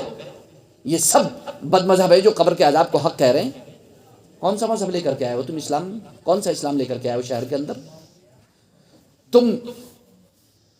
तुम फेसबुक के ऊपर, तुम सोशल मीडिया के ऊपर जुमे पढ़ाओ, ईद पढ़ाओ, नमाजें पढ़ाओ और बिदअती और गुमराह हमें कहो। कौन सा मजहब लेकर के आए हो तुम? और वो कमबख्त कैसे हैं मुसलमान कि जो पढ़ रहे हैं नमाजें, जी घर में यूं करके मोबाइल रखा आगे और पढ़ रहे हैं जुमा। मेरे पास एक साहब आए, जो साहब ये नमाज पढ़ा रहे हैं ऐसे करके, वीडियो पे वो लाइव नमाज पढ़ा रहे हैं। लाइव नमाज कौन सी? लाइव नमाज पढ़ा रहे हैं, लाइव नमाज पढ़ा रहे हैं। तो ऑनलाइन है, लाइव कह दीजिए, उसे ऑनलाइन कह दीजिए, कोई भी नए नाम है। पहले ऑनलाइन कहा जाता था, फिर लाइव कहा जाने लगा, कुछ और भी, और लाइव से भी ऊपर आ गया है कुछ, बहुत सारी चीज़ें। तो जो है वो नमाज़ पढ़ा रहे हैं। तो मेरे पास उनके 1-2 लोग आए, वो मुझसे कहने लगे कि हम चाहते हैं कि आप हमारे साथ जो है वो शिरकत कर लें एक प्रोग्राम में। करुणा दिवस हम मनाना चाहते हैं 12वीं शरीफ के मौके पर, रहमत डे मनाना चाहते हैं। तो वाक़या लम्बा है लेकिन मैं बताऊंगा नहीं, मैं शॉर्ट में एक बात बताऊंगा। मैंने उनसे कहा कि ये बात तो सब साइड में रखिए, आप बाद में बात होगी, पहले ये बताइए कि आपके जनाबे वाला जो है वो पतलून पहन के जो दर्स देते हैं, वो ये कहते हैं कि लाइव नमाज वो पढ़ाते हैं। मैंने सुने में बोले हाँ पढ़ाते तो हैं, जुमा पढ़ाते हैं, वो बहुत लोग जुमा पढ़ते होंगे। मैंने कहा अच्छा। मैंने कहा तो लाइव जुमा हो जाता है? बोले हाँ क्यों नहीं होता, लाइव जुमा हो जाता है। एक फिज़िकल एक वो है, मतलब इज्तिमा है, और एक जोग्राफियाई एक जो है वो है इज्तिमा है। इज्तिमा तो वो भी है भाई, लाइव सब जमा हो गए भाई। ये ऑनलाइन जमा है सब, ये ऑनलाइन है तो जमा ही, ये ऑनलाइन जमा है सब। तो मैंने कहा कि चलो इस पर अब बहस करना कुरान और हदीस की रोशनी में तो दूर की बात है, क्योंकि ये भैंस के आगे बीन बजाने के मुतरादिफ है। जो आदमी ये कहे कि इज्तिमाई है तो मैं इसे भैंस के आगे बीन बजाने की ही बात समझता हूँ। मैंने कहा पहले तो ये बता दो। मैंने कहा कि भाई फुल लॉकडाउन का टाइम था और हज को मना कर दिया गया था और उम्रे को भी मना कर दिया गया। मैं बोला यार बड़े बेवकूफ़ लोग हैं, फिर इसका मतलब वो जो वहाँ पर सऊदी हुकूमत में, उन्हें भी कम से कम लाइव जो है वो हज करा देना चाहिए था, ऑनलाइन हज करा देना चाहिए था। ऑनलाइन हज करा देना चाहिए भाई, तुमसे ज़्यादा तो अक्ल वाले होंगे वो भाई, आपकी बराबर तो होगी कम से कम भाई। आप जब रामपुर के एक छोटे से कोने में बैठ के इतनी अकल रखते हो तो वो तो पूरी हुकूमत चला रहे हैं, दुनिया चला रहे हैं, तो उनके पास थोड़ी सी तो अकल होगी। तो बोले नहीं वो असल में ऐसा है ना कि वहाँ खाना काबा है, खाने उसका तवाफ़ करना होता है, तो इस वजह से वो हर जगह हो नहीं सकता। तो मैंने कहा काबा तुम्हारे घर पे ला के रख दिया होगा यहाँ पे, जिसके पीछे तुम नमाज पढ़ते हो भाई, यहाँ पे ला के थोड़ी रख दिया। मैंने कहा वो क्या है, वो तो लाइव तवाफ़ हो जाएगा भाई। टीवी में काबे की तस्वीर खोल लो, उसके आसपास घूमते रहना। मैंने कहा तवाफ़ हो जाएगा तुम्हारा, तवाफ़ में क्या परेशानी है, तुम्हारी नमाज हो रही है तो तुम्हारा तो तवाफ़ भी हो जाएगा भाई। नमाज तो अफजल इबादत है ना, नमाज तो अफजल इबादत है ना, नमाज अफजल इबादत है ना, तो तुम्हारा नमाज भी हो जाएगी। बोले नहीं नहीं ऐसी बात नहीं है, बोले ये वो भतेरी इधर उधर करते रहे। मैंने कहा एक बात बताओ मुझे, बोले हाँ। मैंने कहा मैंने थोड़ी देर के लिए चलो आपकी बात तस्लीम करी कि भाई आपके नज़दीक नमाज हो जाती है, आपके नज़दीक नमाज हो जाती है। मैंने कहा आपके नज़दीक हो जाती है? बोले हाँ हमारे नज़दीक बिल्कुल हो जाती है। मैंने कहा अब मैं लोगों को एक बात बताऊँगा। बोले हाँ क्या? मैंने कहा मैं लोगों से ऐलान करूँगा, उनसे कहूँगा कि ज़्यादा बेवकूफ़ बनने की ज़रूरत नहीं है, ज़्यादा बेवकूफ़ बनने की ज़रूरत नहीं है। अबे जिसका इस्तिंजा पाक ना हो उसके पीछे पढ़ रहे तुम लाइव नमाज, नहीं इमाम हरम के पीछे पढ़ोगे 1 लाख का सवाब मिलेगा, लाइव पढ़ो। अरे जब लाइव तुम्हारे पीछे हो जाएगी तो इमाम हरम के पीछे बदर जावला हो जाएगी भाई। जब तुम्हारे मोबाइल पर रख के लाइव जुमा हो जाएगा तो इमाम हरम का LCD लगा के एक दीवार पे हॉल में सब पढ़ लेंगे जुमा।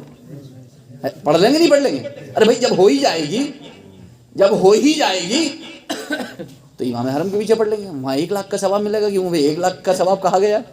तो मेरा कौन बेवकूफ़ है तुम्हारे पीछे सर पटकेगा? 27 के सवाब के लिए 1 लाख का मिलेगा भाई? 1 लाख का सवाब हासिल नहीं करेगा वो। और कभी वहाँ पढ़ेगा तो कभी मस्जिद नबवी का लाइव पढ़ेगा, वहाँ 50,000 का सवाब मिलेगा। कभी बैतुल मक़दिस में पढ़ेगा इमाम के पीछे, वहाँ का सवाब मिलेगा। कभी मिस्री कारी के पीछे पढ़ेगा तो वहाँ की क़िराअत बड़ी अच्छी होगी। तुम्हारी तो क़िराअत भी ढंग की नहीं है, तुमसे तो कुरान की आयतें भी ढंग से पढ़ना नहीं आती हैं, तुमसे तो कुरान की तिलावत भी ढंग से करना नहीं आती है, तुमसे तो मखरज भी निकालने नहीं आते, तुम्हें तो ये भी पता नहीं है कि कौन सा मखरज कहाँ से निकलेगा। तुमने तो क़िराअत की कभी कोई किताब भी नहीं पढ़ी है ज़िंदगी में, है? तुम्हें तो ये भी पता नहीं कि सेहत से कुरान पढ़ा कैसे जाएगा। हमने तो तुम्हारे जो शाह साहब हैं उनकी जो तकरीर अगर एक आध कभी जहन पे कभी सामने आ भी गई है फेसबुक पे या कहीं पे, तो देखा है उसमें वही कुरान की आयतें तक वो गलत पढ़ते होते हैं, उसमें उनको वो तक सही पढ़ना नहीं आती है। तो ऐसे के पीछे जब तुम्हारी हो जाएगी तो यार बाकी लोगों को बर्बाद क्यों कर रहे हो?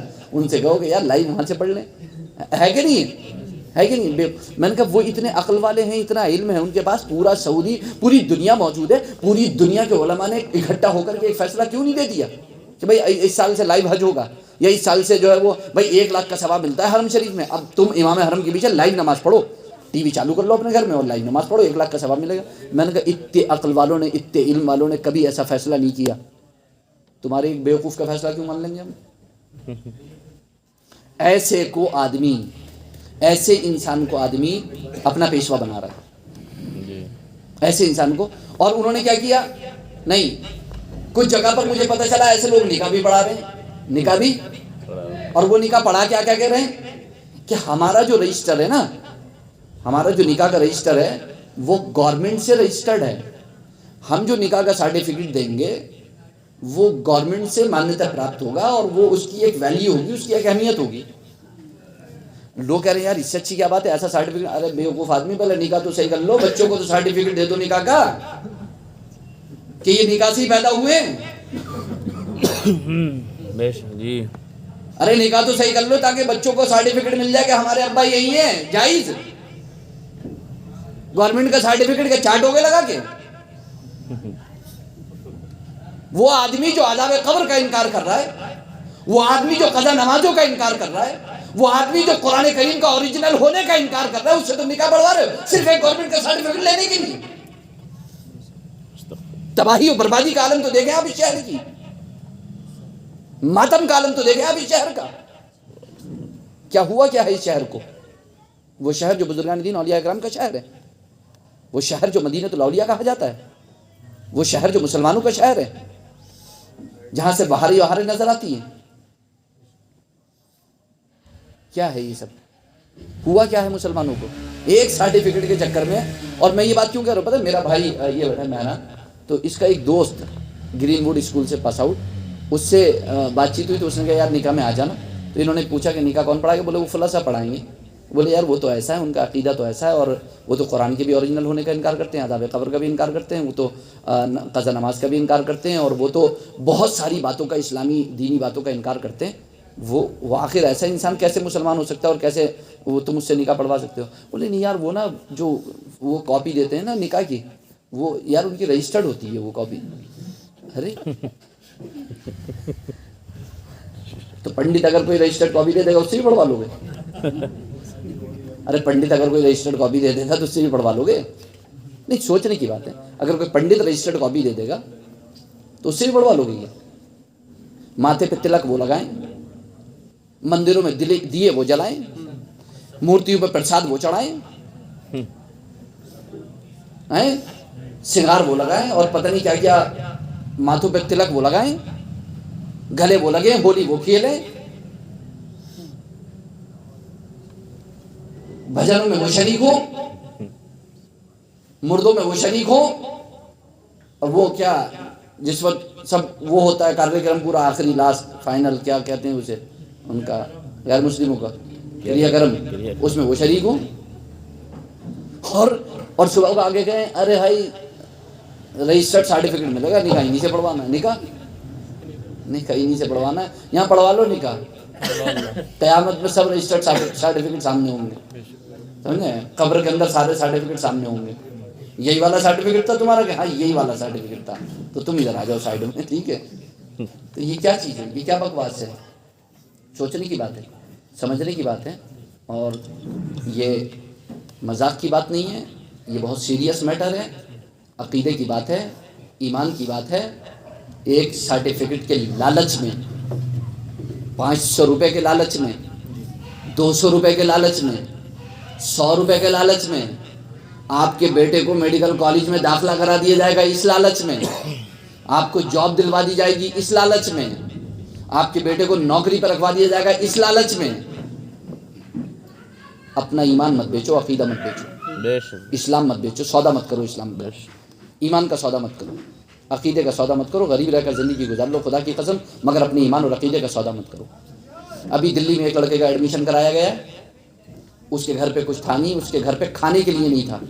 اس بچے کا ایڈمیشن کرایا گیا, لیکن اس شرط پر کرایا گیا کہ ہمارا مشن فالو کرو گے. اس بچے کا ایڈمیشن کرایا گیا, اس نے ایڈمیشن لیا, وہ دلی میں پڑھ رہا ہے, اسی مشن کو فالو کر رہا ہے, اسی مشن کو فالو کر رہا ہے, اور وہ مبلغ بھی بن گیا اس کا. 50 دن میں شاید میرے خیال سے 50 یا 60 دن وہ مبلغ بھی بن گیا بھائی اس کا. اب وہ دین کی تبلیغ کرتا ہے, وہ دین کی, یعنی وہ یہاں سے گیا تھا, یہاں اس میں اس اسٹیڈیم میں کرکٹ کھیلتے ہوئے یا فٹ بال کھیلتے ہوئے, اب وہ مبلغ ناشر ترجمان بن کے, وہ کیا ہے یہ, کیوں کیسے بیچ رہے ہو؟ کوڑیوں کے دام اپنے عقیدے کو بیچ رہے ہو, اپنے ایمان کو بیچ رہے ہو, اپنے ایمان کا سودا کر رہے ہو. اسی شہر کے اندر سودا ہو رہا ہے ایمان اور عقیدے کا. یہ بہت افسوس کی بات ہے, یہ بہت توجہ کی بات ہے. اپنے بچوں کو, اپنے گھر والوں کو سنبھال کے حفاظت سے رکھنے کی ضرورت ہے. اپنے گھر والوں کے ایمان کو تباہ و برباد ہونے کی ضرورت نہیں ہے. اللہ رب العزت توفیق عطا فرمائے, دارین کی سعادت و برکتوں سے مالا مال فرمائے. آمین ثم آمین. استغفر اللہ ربی من کل ذنب و اتوب الیہ.